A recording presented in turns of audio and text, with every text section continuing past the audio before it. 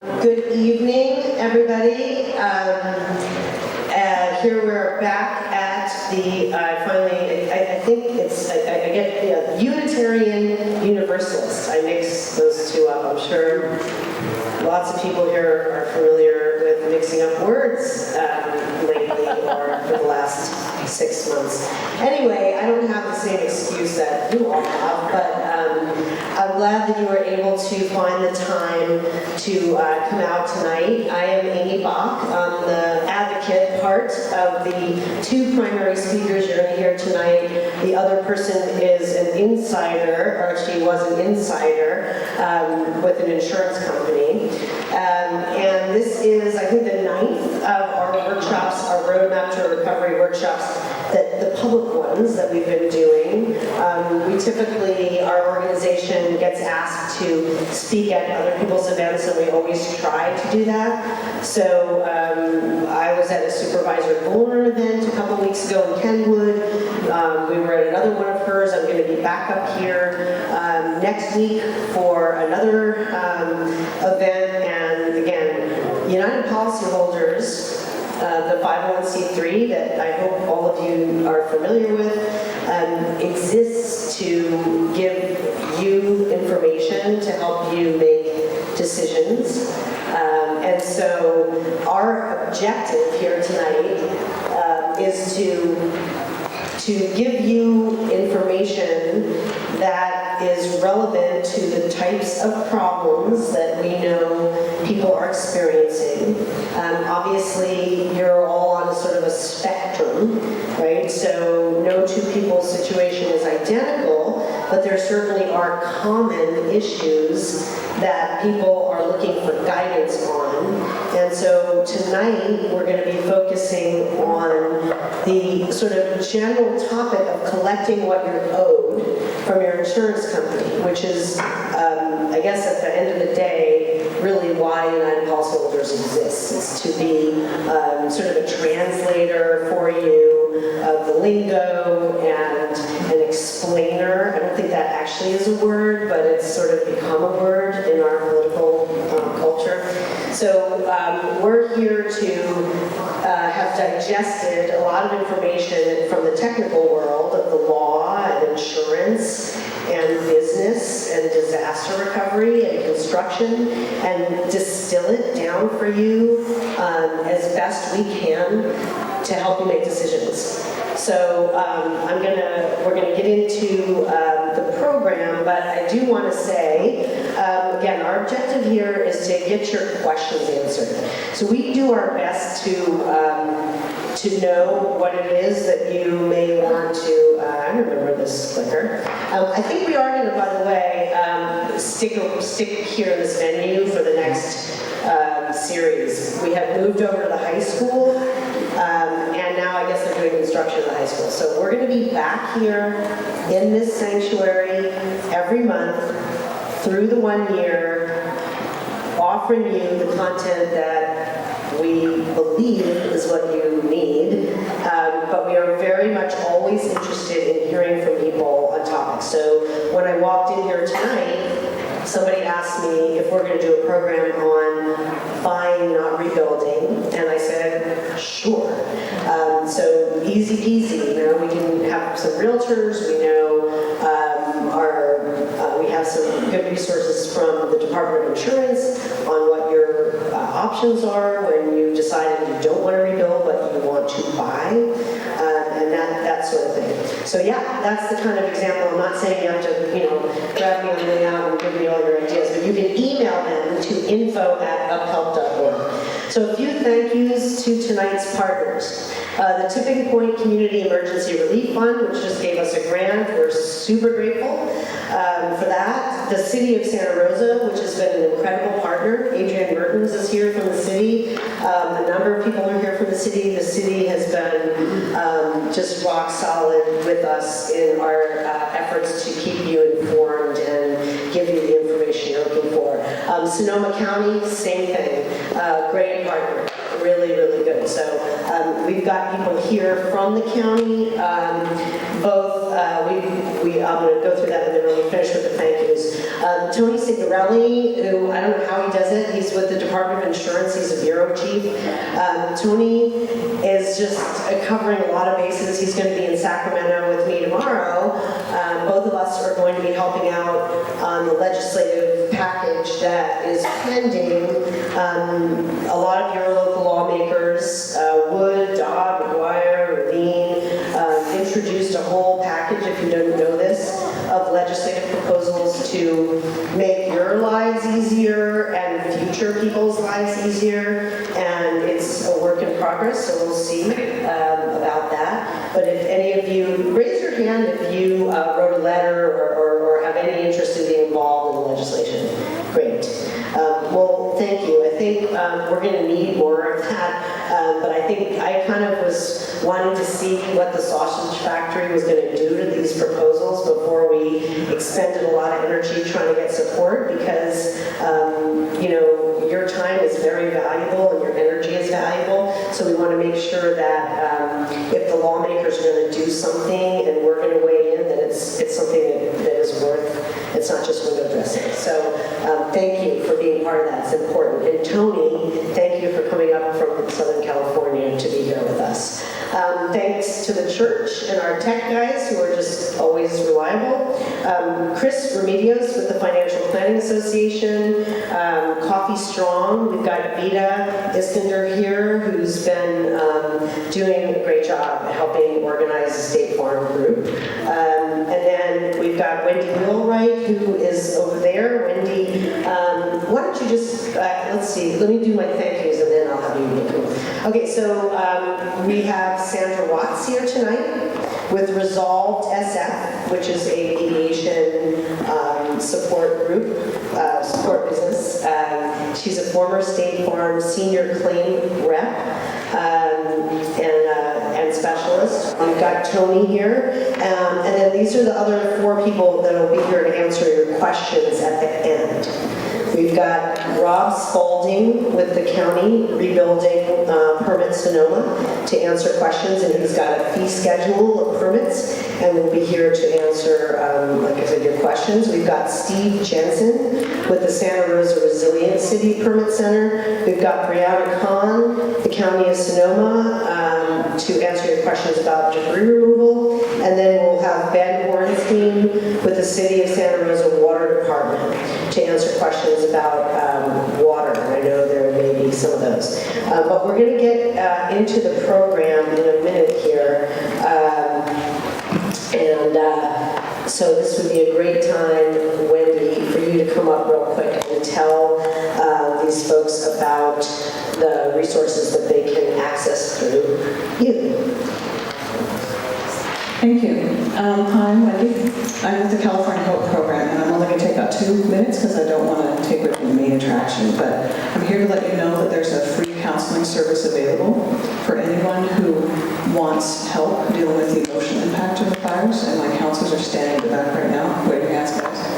So if anyone wants to talk to them here tonight, they also have brochures if you don't feel like talking to them, but you have a friend or family that you're concerned about that you would like them to visit. It's a free program. It's anonymous. They'll come to wherever you are. And so I just want to make you aware that that's available. Thank you, Wendy. And Wendy is one of the many amazing angels in your community who are doing double duty, recovering from the loss of their own home, and also helping other people, just like Supervisor Warren and many, many other people. Okay, so about United Policy Holders, how many of you, for how many of you is this the first one of these workshops you've been to? Okay, so we'll zoom right through.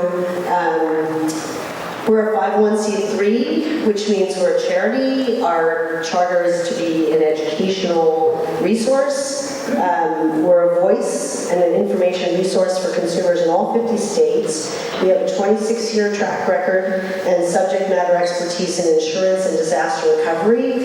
I want to thank Fred Booker, who was out there helping folks sign in.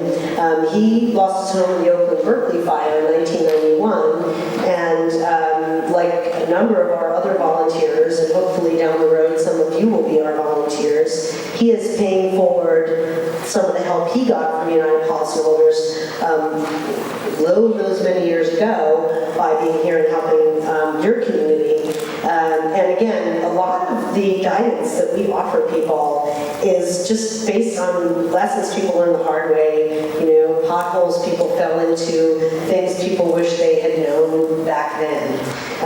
And so Fred is an example of one of those people that is part of our expertise. We're not for profit, not for sale, so we don't take money from insurance companies. We're funded by donations and grants, and we have a volunteer corps with personal or professional expertise in disaster recovery and insurance. And I will say that we do have a lot of lawyers involved in our organization, and that's because insurance policies are legal contracts, right? And so the law is a big deal when you are trying to extract 6 figures from a big company. So that's one reason why. This workshop is intended to be general guidance only, not legal advice. We don't endorse or warrant any of the sponsors listed at our website or the speakers at our workshops, although obviously we use as much diligence as we can to make sure that the people that you listen to, because we have presented them, or the people that you find because they've written something on our website or they show up, that those are good people. So we do our best to deliver you expertise that's going to really help you. Our speakers are volunteering their time as educators. Here's our website, uphelp.org. We have a dedicated library for your community, /North Bay Fires. You'll find a schedule of upcoming events. You'll find our library of a lot of technical information. What does an Xactimate estimate look like? What does a code upgrade Xactimate estimate look like? What does a soils report look like? You can find those type of examples. We have sample letters, we have articles, we have a whole lot of stuff on there. California legal rights, etc. That's our book. If any of you don't have it, we still have some copies up here. The Disaster Recovery Handbook, the little yellow book, it's been guiding people after wildfires for many, many years. We have an Ask an Expert forum, and if you've posted a question and you haven't gotten an answer yet, please bear with us. We just lost our staff attorney, which is very sad, Dan Wade, so if anybody here is working with Dan, I'm sorry. He's gone over to the Department of Insurance, so now they have him, so we didn't lose him. He will still be there helping, but we are a little behind on our Ask an Expert questions. So here we are at the 6-month mark after the devastation, and again, everybody's in their own place, but there are sort of typical decisions that people are grappling with. We're going to be talking about those tonight. So how many of you completed our survey, our 6-month survey? How many of you didn't know that we were doing a survey? Okay, so we're going to be doing one again in 12 months. And so we would love to get even more. We got almost 900 people completing it, which is a pretty good data set, but we would like to get even more. That's less than a fifth of the total losses, so we definitely will encourage you, and we will do as much as outreach as we can to reach everybody. It's pretty painless to take it, but the data does really help us customize our support resources and advocate in the legislature for things like that everybody should be able to get 80% of the contents benefits without itemizing their inventory. And that's a lot of the reason we do these surveys, is to generate data, to say, hey, insurance companies can do this. We know that they can make people's lives easier when they choose to. So let's just pass a law so the rules are clear to everybody that they will do that, right? That's one of the reasons we do it. And if you want to share your story with the media or elected officials, you can email Emily at uphelp.org. And we do not sell our lists. We do not share our lists, sell our lists, no matter who is asking and how nice they are. Because there are so many survivor people who've gone through what you guys have gone through that are involved with our organization, that have really taught us over the years how important it is to respect and guard people's privacy, and not be, not be a source of people getting hustled or solicited. So again, we don't sell our survey, and we also don't share your stories. If you share them with us when you completed the survey, we will not share them unless you say that we can. So we get asked by reporters all the time, do you have somebody who got misinformation from an out-of-state adjuster? And again, if we have the ability to identify somebody who wants to talk about that, then that does help. Because again, publicity is important in your situation, because it's one way of influencing insurance companies' decision-making, right? Okay, 6 months in, what do we know? By the way, our survey results are all up on our website, so if you want to see how other folks are doing or what they say, I encourage you to look at it. 80% of people said they have not yet settled the dwelling portion of their claim, so that, I hope, would be some security for anybody who's worrying that they're behind. And then the really sad statistic is that 66% of you don't have enough insurance to put your house back, which is kind of, the elephant in the room for a lot of people. And we're going to talk a little bit about some of the remedies there, but that is the reality of your situation. So, what are some of the messages? Now, I want to bring up our special guest, Sandra Watts, to help me with this portion. Because what we're going to be talking about, so Sandra, actually, why don't you give a little introduction for yourself? What you think folks need to know about you? Oh, hi, I'm Sandra Watts. I am Resolved SF, so what I do is I do basically claim reviews for attorneys on cases where claims maybe don't go the right direction, and I help with mediating and resolving cases that are difficult to settle. So that's what I've done. I was with State Farm for 23 years, sort of in all sorts of areas. I did first party, I did fire and water, I did litigation, I did management for 10 years, and so I sort of done the whole gamut at State Farm. I owned a ServPro franchise, did fire and water restoration for 4 years as well, so kind of the background is all kind of right in the area that you guys are dealing with right now. So Sandra, this slide, keep up that paper trail. So I showed you this when we were preparing, and the first thing you came back to me was make sure you add something about cooperation. Okay, a letter to your insurance adjuster should confirm you are cooperating. Okay, and then you said make sure you add, tell them what you need / want and why. So can you talk about why that is so important? Well, I think as best you can, trying to keep a good rapport with your adjuster and trying to keep the lines of communication open will get your claim settled faster. So telling them that you're willing to do what they want you to do, sort of to get that claim settled, is really important. And also, if you say, okay, what is it that you need from me as a homeowner to settle this claim? What can I give you that will help you resolve this claim? Kind of, once you do it, the ball's in their court. So once you give them what they've asked for, you want the ball to be in their court so that they can come back and give you what you need is your settlement. And so it's really important that you're clear what they need from you and that you're, to the best of your ability, give it to them.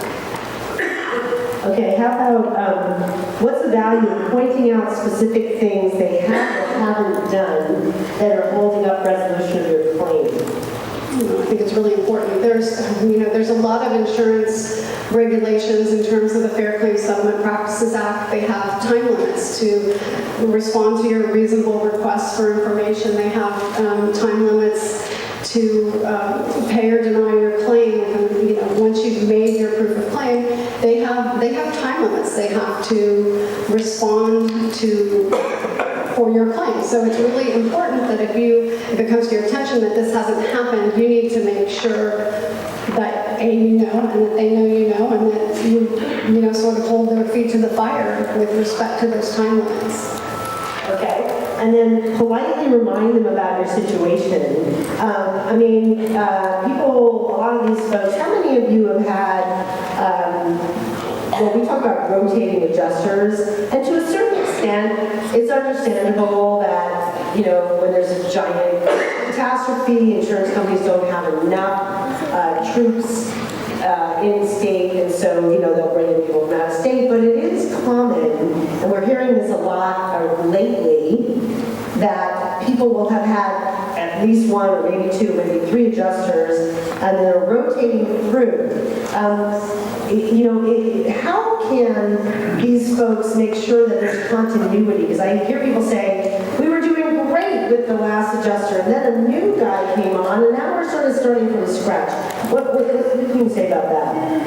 Well, I would say in a perfect world, you don't have to put everything in writing. You know, you talk to your adjuster, they say they're going to do something, you say that you're going to do something, and in the real, you know, realm of things, it should all happen.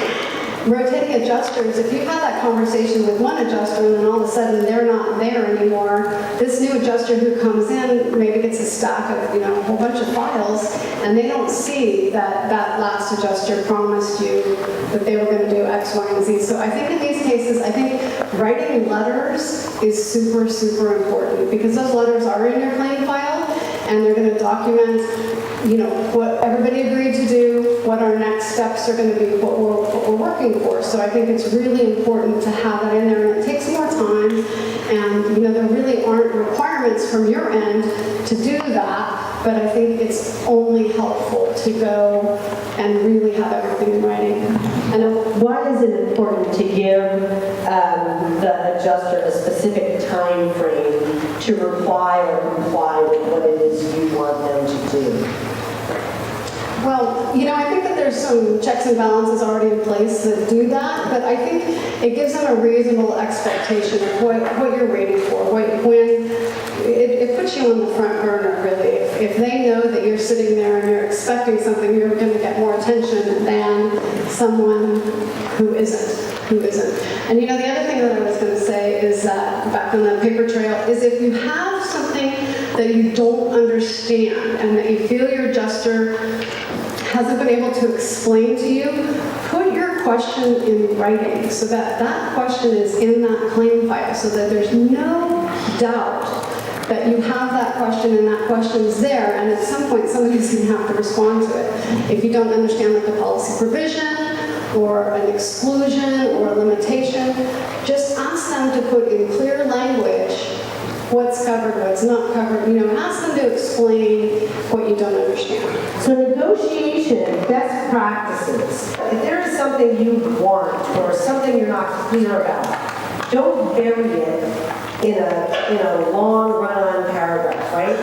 Just have it be on its own line, bolded. That is a really important question that you need an answer to, okay? So what are the best practices with negotiation? Keep it professional. Be concise and specific.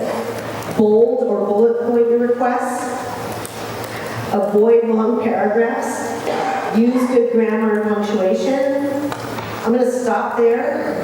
Sandra, why is it important to do these things when you're working with a human being? Well, yeah, and I think keeping it professional is good. I think, you know, the adjusters want to get these claims settled too. Even though sometimes it might not seem like it, they do want to resolve the claim.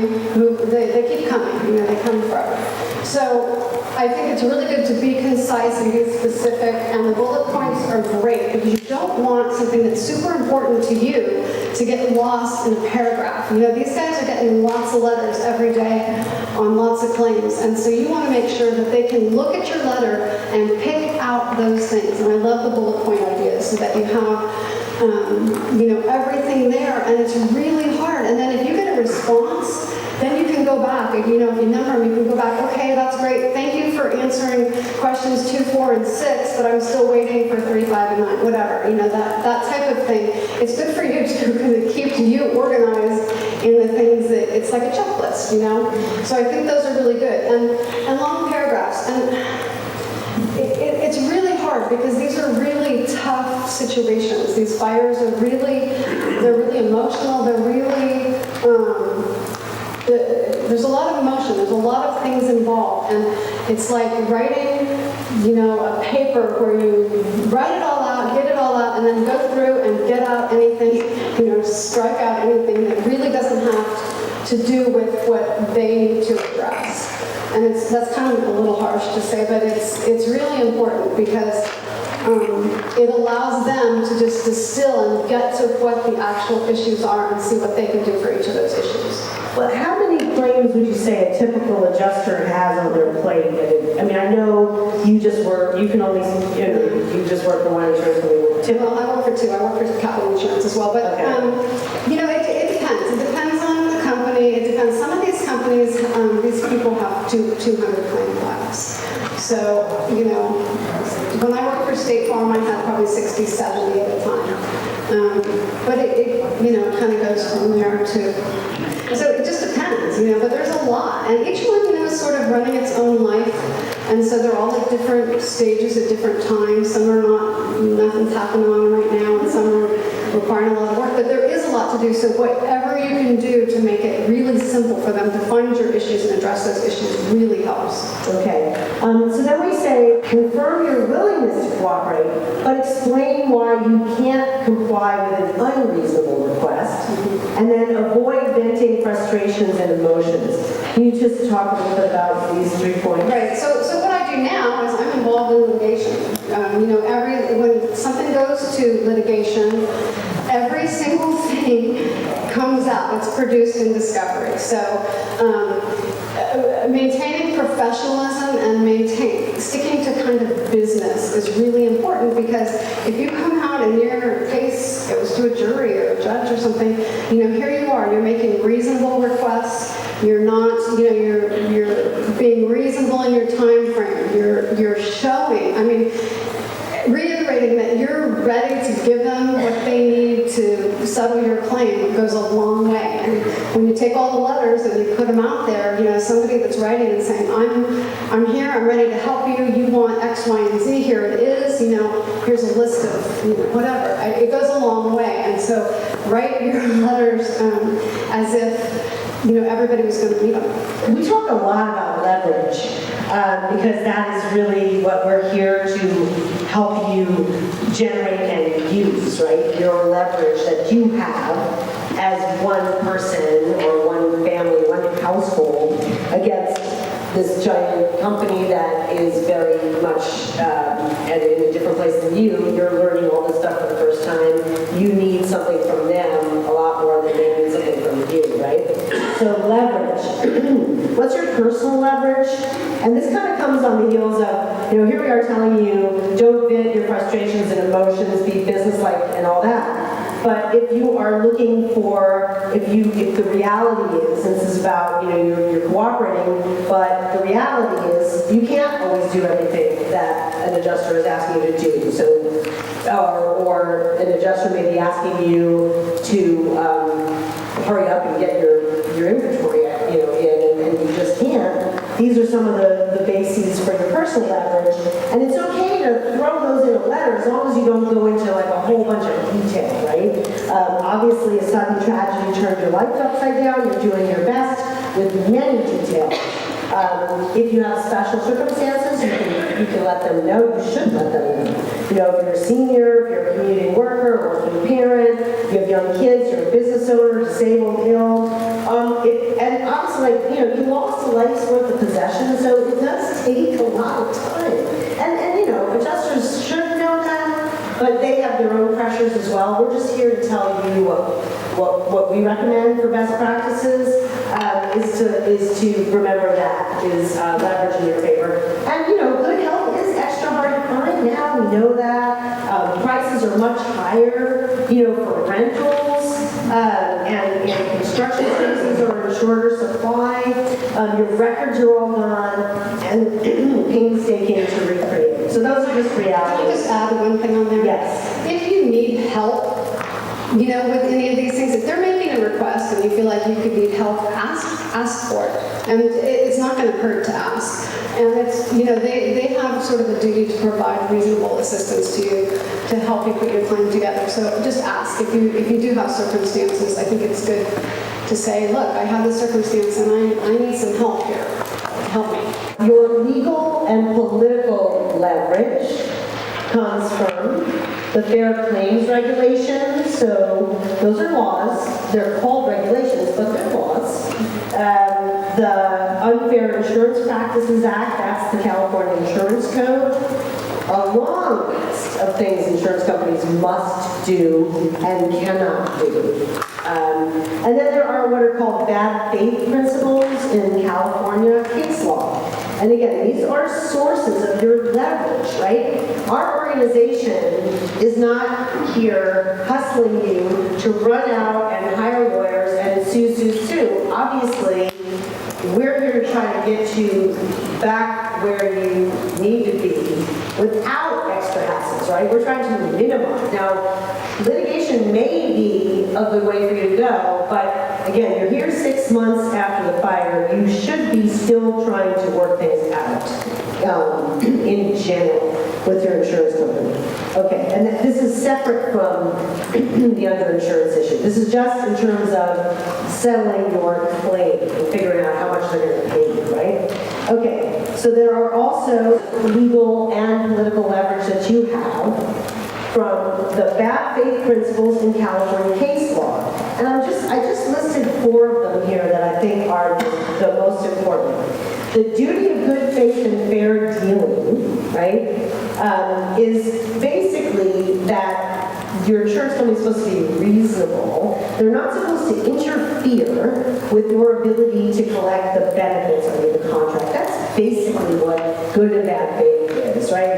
It's reasonable is good faith, unreasonable is bad faith, and they do have this duty to settle fairly, right? And that goes all the way through continuing duty of good faith even after you sue them.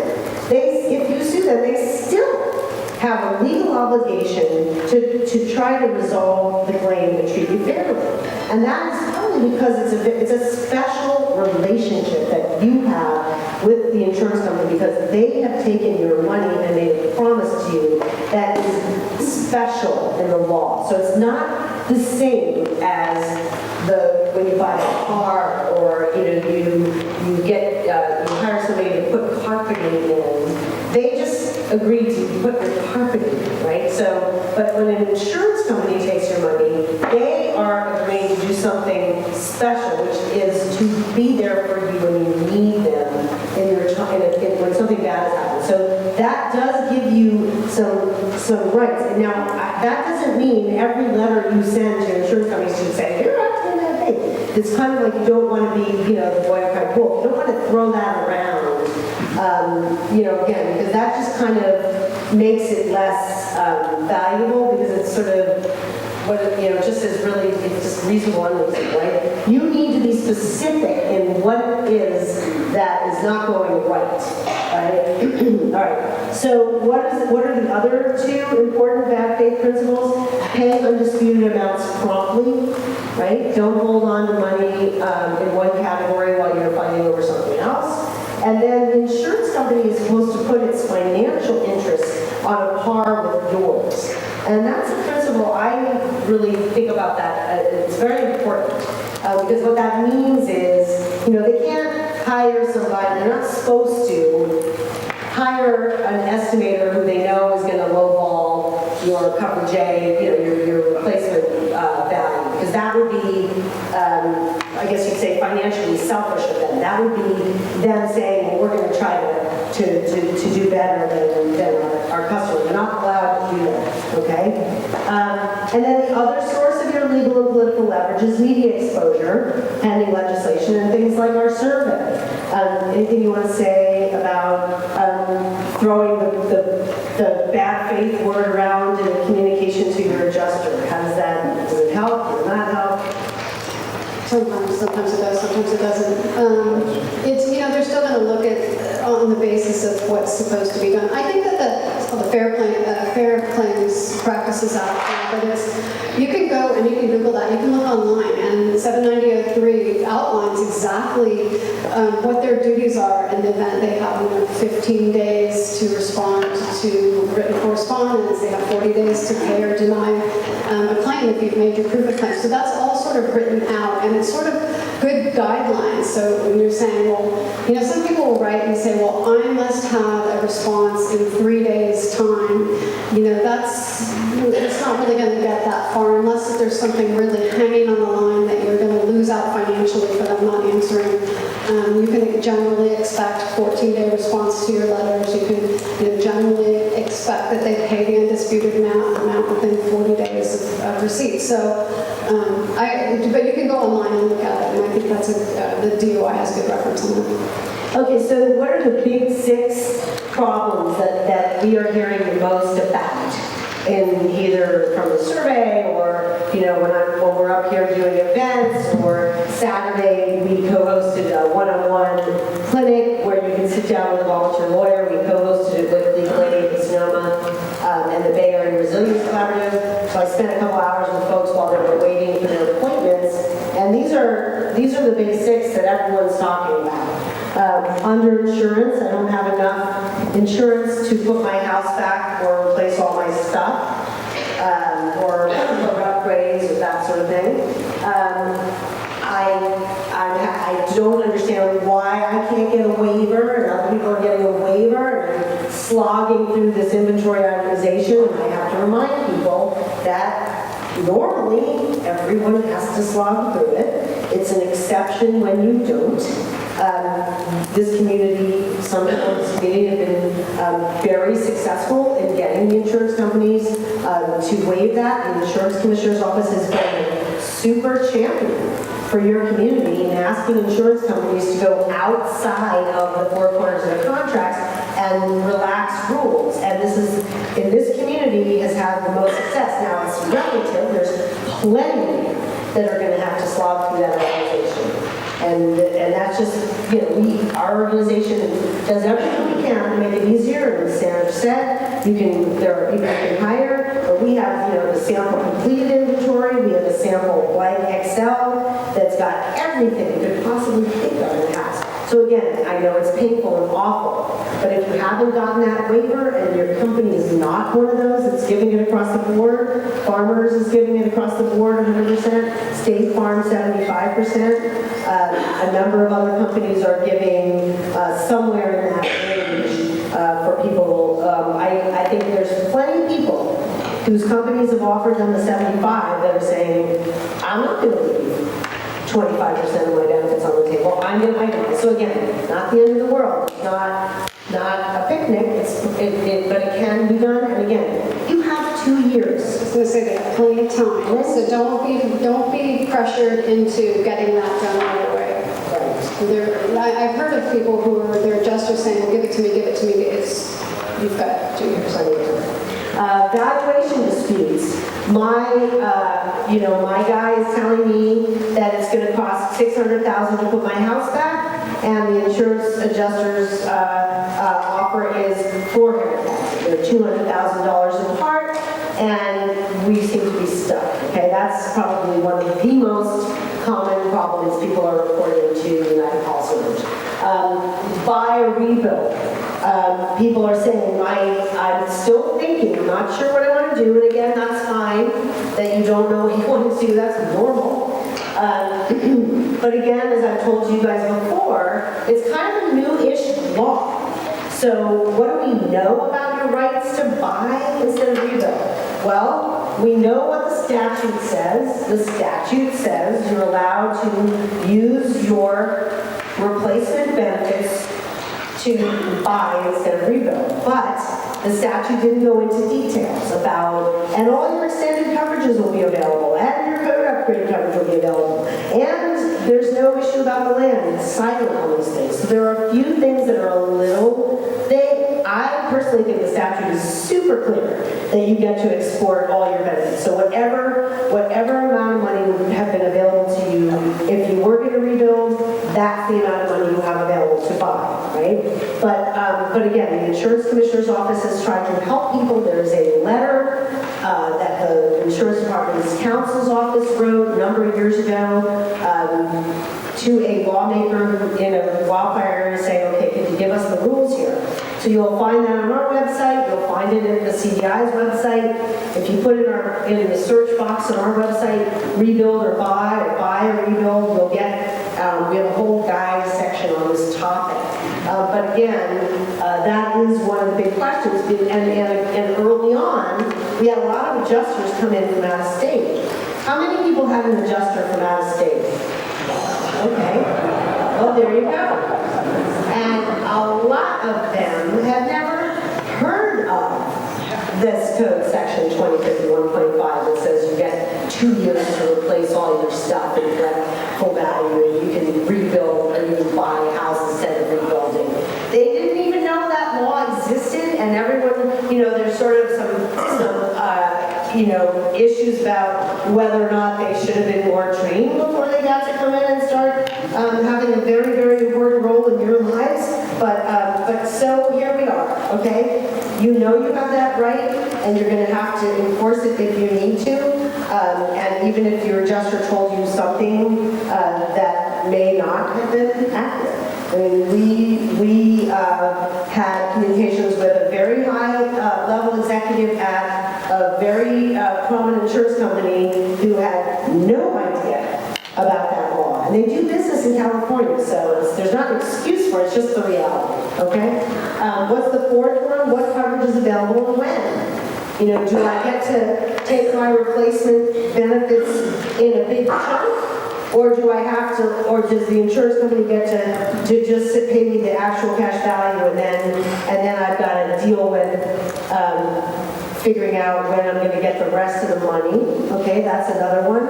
And then of course delays and conflicting information. So those are the big six.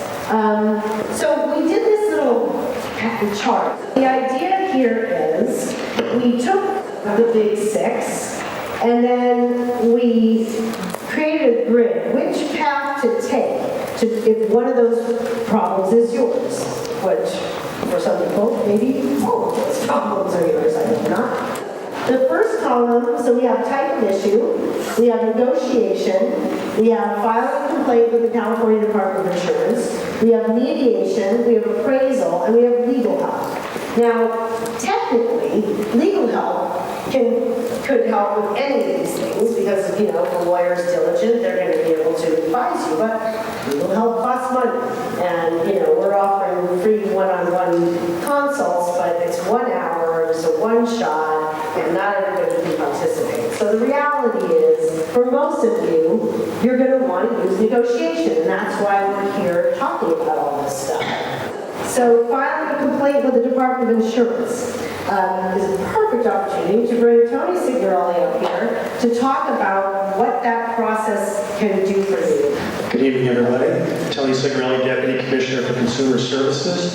And one of the things that my team does is respond to consumer complaints, investigates those complaints, reviews all of your insurance information, your claim, your underwriting information, whatever the issue may be, gets all the information from the insurance company and attempts to resolve those issues one by one. So what we can do is, the 6-month period where we are now is really at the point in time where people kind of know the direction it's going in. We've dealt with a lot of issues for this past 6 months. For example, we had 400 complaints so far since October. Many of them were just small little issues, some were big issues. We recovered about $30 million so far on a case-by-case basis for just the Northern California fires from 2017. We're not going to be able to resolve every issue, and there's going to be some disputes that are either too complicated or there's too many legal issues or factual issues that we might not be able to resolve. But I really encourage you to first negotiate, as Amy said, but then come to us to file that complaint. We call it a request for assistance. assistance. It's not adversarial. The insurance companies are used to getting these cases and looking at them and trying to work out a resolution. It gets escalated to a manager of the company, so it's not the adjuster responding to it. And we've had some significant success. In addition, we also have a statutory mediation program. So we'll look at it, see what we can do with it, see if we can resolve the issue. We'll do a regulatory review that we may find violations of the insurance company. That's kind of a separate issue. That's not going to resolve your specific case. But the statutory mediation program is free to you. The insurance company pays the cost. It's non-binding. It's voluntary on your part. So if you don't want to do it, you don't have to. But after we've gone to resolve some issues, maybe some issues aren't resolved, and we might offer you to go to mediation. It's free. There's mediators throughout the state, so we'll assign a mediator to you, and the insurance company will get together, get the information, and make a recommendation for a settlement. And you can either accept that settlement or not, and it's really your choice. And the good thing about that, in closing right here for the mediation, is that it is definitely a good first step before litigation. And in addition, it actually tolls the statute of limitations. So if you think you're running up against a statute of limitations, and your attorney said, hey, we have to file the lawsuit, or else we're going to lose our rights, filing a complaint with us and putting it into our mediation program tolls the statute of limitations. The one caveat is, if the case is already filed into litigation, it won't be eligible for mediation. Thank you. Okay, so when we were driving up and we were talking about tonight, and Sandra was saying, gosh, I've never known a claim to go into mediation that wasn't actually in litigation. So normally, what happens is, you're involved in a lawsuit, things have happened, maybe there's been some depositions, and I think like 90% of all litigation these days, civil litigation, settles in mediations.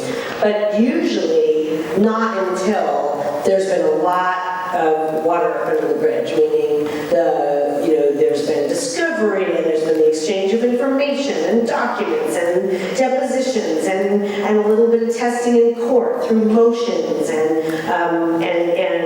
so I think Sandra was thinking, like, how does somebody in your situation use mediation? And I think that's a very good question, because really at this stage it's pretty unlikely that you have a dispute that would be ripe for mediation, which is why I don't think the department has had any mediations get started yet. No. So it's pretty early. It's just something to know that could be down the road. But what I think a lot of people are looking for is, how can I resolve this stalemate on the value of my claim? On the stalemate, let's say if the carrier, now this is if you're uninsured, if you're underinsured, and your carrier has paid your max, then you have a different issue. But if your insurance company is not paying your max on your dwelling, and there's more money in terms of benefits, and you're saying, like that example I gave before, your contractor is saying it's a $600,000 job, and the insurance company is saying it's a $400,000. How do you remedy that? And so, I wanted to. That's kind of why we're here. So, Sandra, what would you say? I think negotiation. So and my idea on the mediation thing is I think you'd be kind of at a little bit of a disadvantage, because you've got an insurance company who does this all the time, and then you'd be going against them and you don't do it all the time. So that's my only caveat there. I like people to have help. On the negotiation, really the best and easiest way to do it is to try to get along with your insurer and to try to work it out directly with them. One thing I've heard people ask is, don't be afraid to accept partial settlement. Some people don't want to accept a chunk of money because they're afraid that it's the last thing that they're ever going to get, or that it's saying somehow I'm having some sort of agreement with the insurance company as to the amount.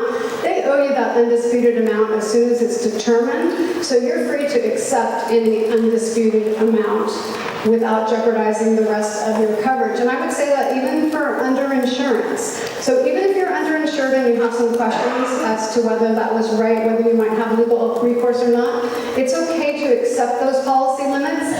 It's good to put it in writing and say, I'm accepting the policy limits, thanks for sending them. I'm looking into my options in terms of underinsurance and so forth. So don't be afraid to take that. So here's an example of negotiating via paper trail, as we call it. Dear name of adjuster, please provide an update on the dwelling portion of my claim.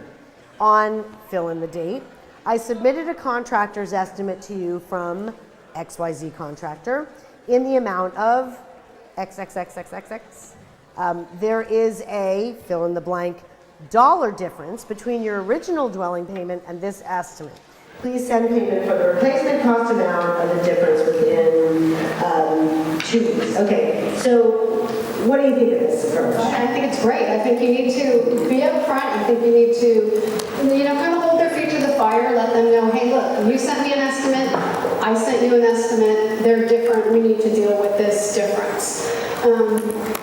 And so, at least this is going to, evoke a response of some sort.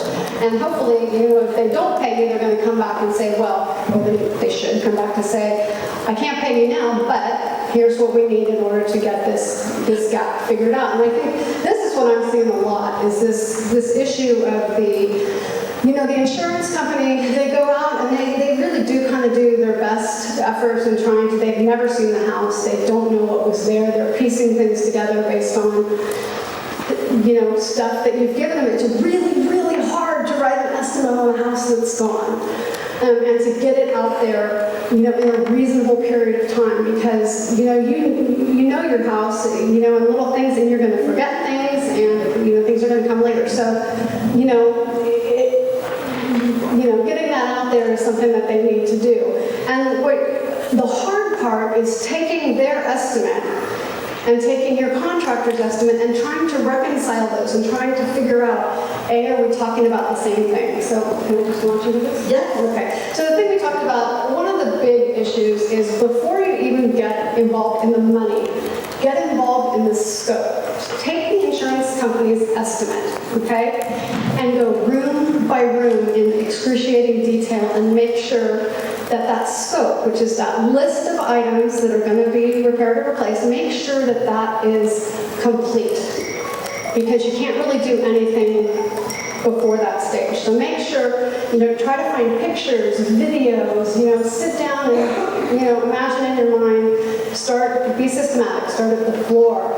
Think about your base, floor coverings, baseboards, this and that. Where were your outlets located? That kind of stuff. Be really detailed and get that scope agreed first. So write them back and say, this was, I had a carpet in the living room and you put in tile, whatever. Get it right. Make sure that you guys are working off of a proper scope of repair for what you lost. So we're not even going to talk about the code upgrades and stuff now. So get a scope of repair and use that as a jumping off point with your contractor. And the problem that's going to be had is that the contractors in general aren't used to using the same estimating platforms that the insurance companies use. And it's a tough situation because, they have to have sort of a basis to reach your amount. And so it's kind of like a amalgamation of, they hire companies to do pricing surveys, they try to put in, increases. You guys have a really, really severe price increase going on here, so there's no way they can keep up with that. But the contractors, like if any of you have built a house or remodeled a house, the contractors don't give you 47 outlets and this and that. They don't do it that way. They do it sort of on a more global level. And so it's really hard for an insurance company to take your scope, say you've agreed on the scope, and to take a contractor's estimate and to try to figure out where's the $200,000 difference? What is it?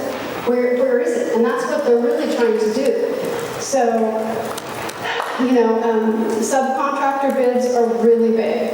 Subcontractor bids are really gonna save you. So your contractors, if you want to go too far, they really need to make sure that you know the amount of the bid for the foundation replacement, for the grading, for the framing, for the driveway. So all those things, if they have sub bids, they need to be reflected in their bid. Ideally, they have an exactament estimate, and I know that there's people offering services for exactment estimates out there, and so that's what they're dealing with. They're trying to look at this difference between we have this house to rebuild, and we have these two estimates, which is the right thing. The number one thing I think that can really help leverage your position is to ask your insurance company the name of the contractor that they have that will do the work for their price. They're required to provide a name. They have to be able to produce somebody who will do the work for their amount. And so that's letter number one. Right, so again, there are, because of this phenomenon that basically they are often speaking, the insurance company is speaking one language, and the construction professionals that you have access to are speaking a different language, right? And so what we need to do is get them to be talking the same language, which we sometimes talk about as apples to apples. So, okay, we can agree how many outlets, how many linear feet of flooring, what kind of flooring, not how much it's going to cost. That's second. First is the scope, right? And I've been talking about this since probably the very beginning, but I'm sure that it's been, kind of going like, what's she talking about? But also, okay, how do I do that? Now, there are a number of companies that have cropped up in this area that will do and help you with a scope of loss that you can sit down with you can get your insurance company that will be in their language, right? And some of them are charging a flat fee, and some of them are charging a percentage. It's a little, it's hard to know who to trust and hire because this business doesn't really exist outside of disaster areas. It exists in the commercial setting. There are commercial construction cost estimators all over the place, but residential not as much. So you do need to use your due diligence when you're going to hire somebody. You want to make sure they speak construction, they speak unit pricing, they're going to be able to stand behind their numbers. So if it's a contractor or it's a scope preparer or whatever they're calling themselves, they're going to have to be able to stand behind their numbers, just like a builder. If you're going in with your builder's estimate, it ought to be backed up by some sub-bids, like Sandra said, right? If your contractor can't or won't put the time in to prepare that detailed scope and the estimates, then you can hire a scope professional. And it may feel like, oh my God, I don't want to, I'm uninsured, why would I want to pay, $4,000, $5,000, $6,000 or whatever? Well, it's one of those things where you've got to spend some to get some, but you can always ask your insurance company to pay for it. Then you can push to get them to pay for it. Sandra, would you ever pay for that? In times when, companies, when they reach a genuine dispute over prices, if somebody's done that, there have been times where they've paid somebody to come in and give a third-party, opinion. Yeah, so that's not unheard of. But having somebody who can pick apart the adjuster's estimate can be very, very helpful as well. And might make it so you don't have to pay somebody separately, but it's very hard. A lot of times sometimes there's a few big ticket items that if you can resolve those big ticket items, the rest of the stuff will fall in place.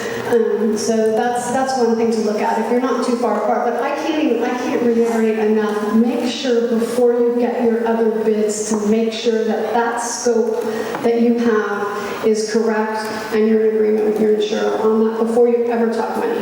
It makes so much. And I was very interested to hear Sandra say when we were prepping, just because the adjuster has given you this estimate, they're guessing, they never saw the place, right? So, Yeah, and there's good people and bad people everywhere in the world, but for the most part, these people have a whole bunch of burned down houses, and they've got a mandate to give you your undisputed portion as soon as they can.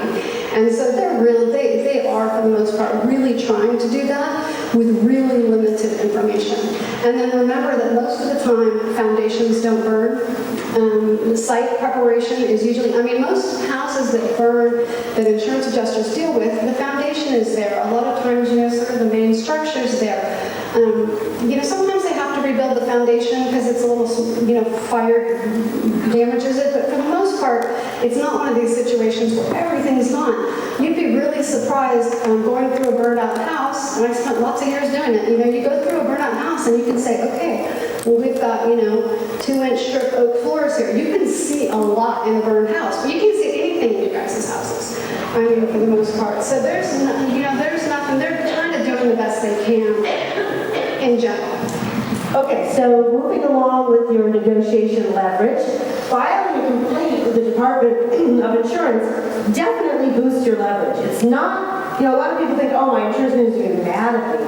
No, A, they're not allowed to get mad at you for that. That's your right. But more importantly, they do care about their record with the Department of Insurance. They file their rates for approval with the Department of Insurance. They get what are called market conduct examined. So they get audited. So again, 54% of our survey respondents said they were having a problem with their insurance company, but of those people, only a quarter of them filed a complaint. So a lot of the time, people they're just not going on record with their complaint, and I just encourage you to do that because it's free and it boosts your leverage. I might just say, it's good to do it though when there is a true impasse. Make sure that you've run it up the chain of command. Make sure that you've talked, if you don't agree with something your adjuster said, make sure that you've talked to somebody besides just your adjuster. And that you've really kind of done some due diligence to try to work out that issue before you do that.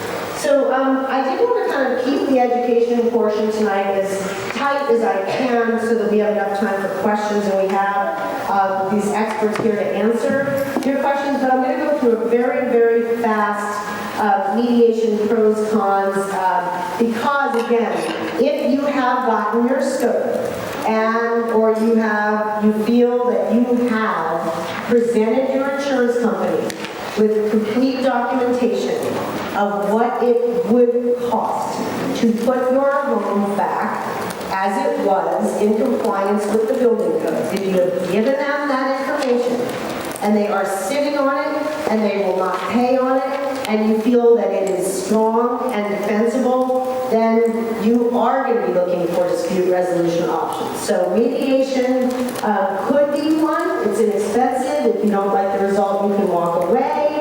I think if you ask for it at the Department of Insurance, you go into your program, the insurance company must participate. Yes, Tony? Yes, on claims issues. On claims issues, okay. It's an efficient way of putting a dispute behind you and moving forward. It educates both sides about the strengths and weaknesses of their positions. What are the cons? The insurance company may not be seriously interested in settling, but is just using it to gather evidence, check you out, see what kind of a witness you'll be, and evaluate the strength of your case if you were to file a lawsuit. Mediators may inappropriately discourage and scare you because they want to settle, and they may really say, oh, you're not going to win, so you might as well settle. They may tell the insurance company things, well, that's not relevant. Insurance representative may take advantage of your inexperience with the process. I think Sandra mentioned that. And you may leave the mediation feeling it's a waste of time and money. That's not the worst thing in the world. There's something called appraisal in the world of insurance that is supposed to be that process through which if your builder says for $600,000 and the insurance company says $400,000, appraisal is supposed to be an inexpensive, fast way of resolving that dispute without having to go to court. The problem is that it's rarely that simple because it's like a mini arbitration. Each side picks their appraiser, so that means you have to pay an appraiser, you have to pay half the umpire. So again, and we have a nice diagram on our website if you want to learn more about it. It is an option. What are some of the types of professional help that you may be thinking about now? A licensed attorney. Of course, if this is an insurance problem you have, then you don't go to a real estate attorney. You don't even go to a personal injury attorney. You go to an insurance, somebody who does policyholder's side coverage or claim litigation. And there are plenty of them here in the Bay Area, and you're going to find them in our Find Help directory. All right? A licensed public adjuster. They're regulated by the Department of Insurance. A licensed contractor. Again, they're accountable to the Contractor State Licensing Board. A licensed or unlicensed construction estimator, consultant, or scope preparer. Well, again, this is an industry that sort of comes and goes with disasters. Many people that are doing this don't actually have a license to estimate. They're just acting as a consultant. That's not necessarily bad. But again, it just means that before you hire somebody like that, you want to make sure they have a track record of getting insurance companies to agree to their numbers. Because anybody can come up with an estimate, right? But not everybody can come up with an estimate that's going to be bulletproof, that's going to be, that the insurance company is not going to be able to argue against. And that's what you want. You don't want something that's padded. You don't want something that's missing things. You want something that is reasonably accurate, right? Like you said, fees range from $4,000 to the percentage of the project. Can they defend and negotiate on your behalf? Are they savvy? Are they good?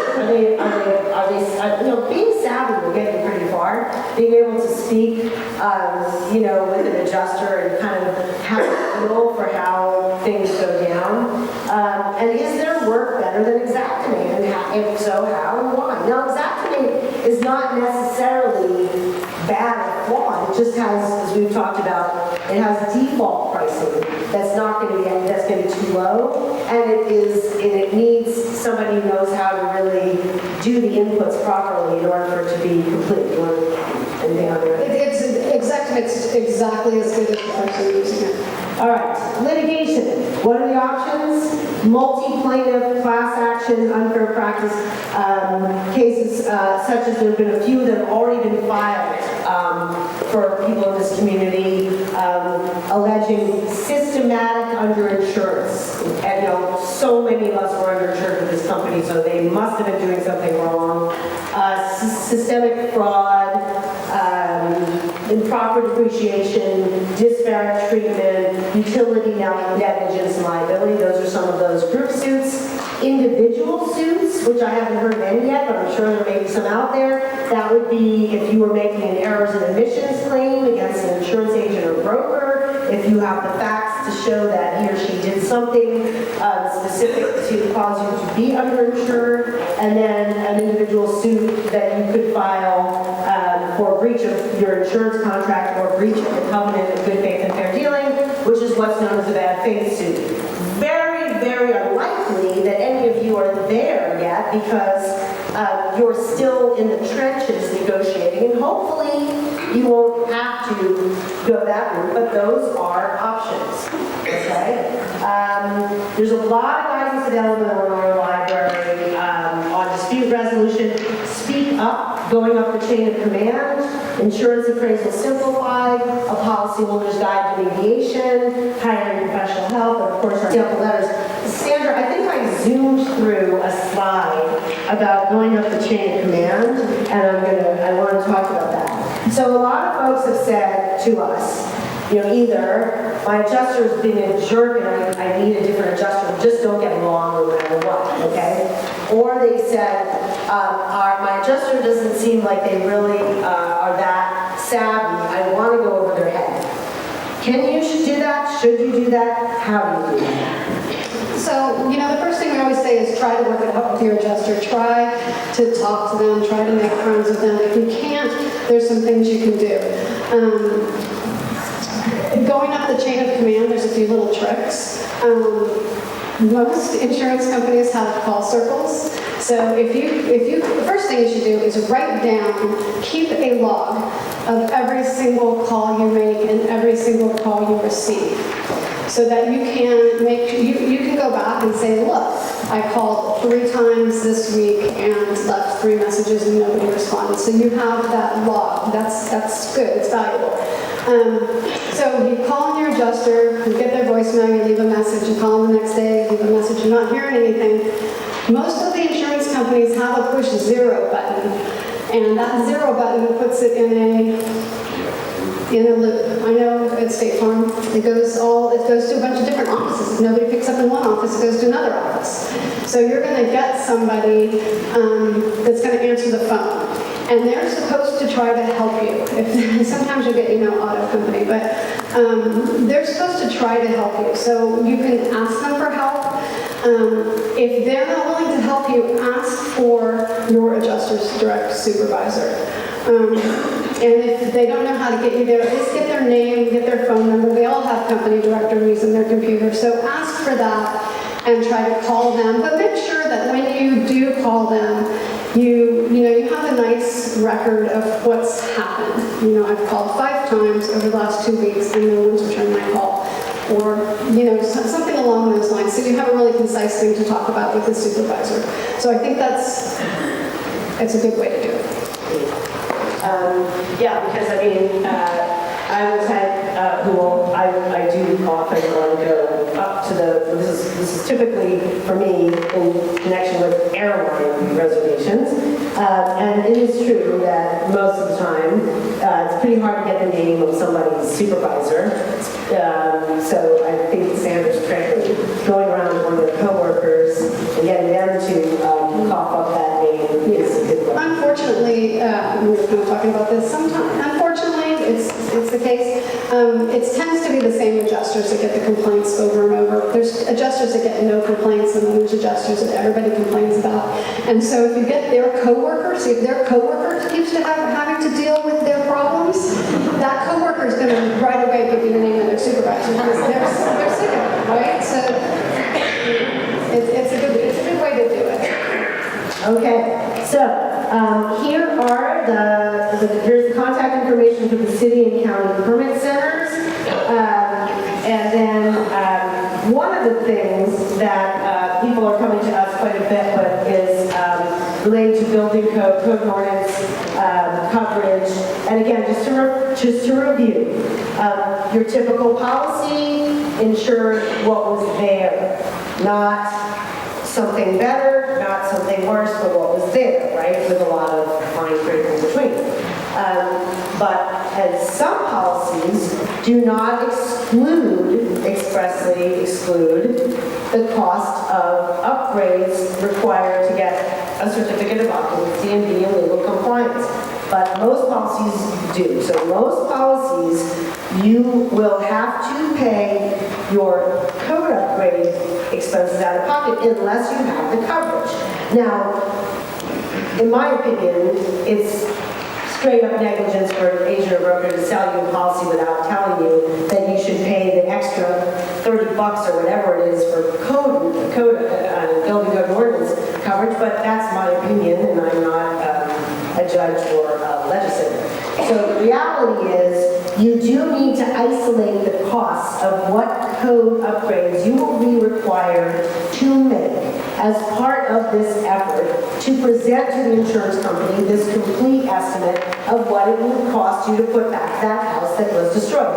Even if, as we've said many times in this room, even if you have no intention of putting that house back, that is still what you're entitled to, right, from the insurance company. So figuring out what the city and county are going to require you to do in terms of improvements over what you had, wiring, foundation, is important. And luckily, you live in a city and county that is being extremely responsive and helpful, doing everything they can to help you in this regard. They have put out a residential building permit checklist. The city has one. The county has one. We've got people here from those offices to answer those questions for you. Here is a list of typically required building code upgrades. We've got the energy, Title 24, Cal Green, Wildland Urban Interface Code, and water efficient landscaping. These are documents, again, from the Sonoma County government. Here is the CDI's toll-free complaint hotline, 1-800-927-4357, or you can go online at insurance.ca.gov. A couple of future roadmap to recovery events. We've got another one of our one-on-one clinics coming up in Napa, so we don't discriminate. We've done most of our stuff here, but we do as much as we can over in Napa. Saturday, May 12th, at Bay Area Legal Aid. Starting at 10, you can RSVP to get an appointment at info@uphelp.org. We've got some very strong volunteer lawyers at that one. They know their stuff, they're insurance folks. Then we have another roadmap to recovery event here, resolving disputes. I think we're going to add to it the rebuild or buy and get some real estate pros in here. We'll talk a little bit more about the Department of Insurance's legal opinion about what your rights are there. Okay, we've got this one, free financial planning. Do you have financial questions coming up and decisions to be made? The Associated Certified Financial Planner volunteers will be offering their time to help Santa Rosa residents get back on their feet. The advice is free and no business cards will be distributed. These are all the sessions, and there's a lot of them. April 28th, May 1st, the 5th, 12th, 15th, 19th, 26th, 2, and June 9th. These are all here in your community, free. Nothing to lose there. And again, we will put these slides up on our website, and you're welcome to visit us there.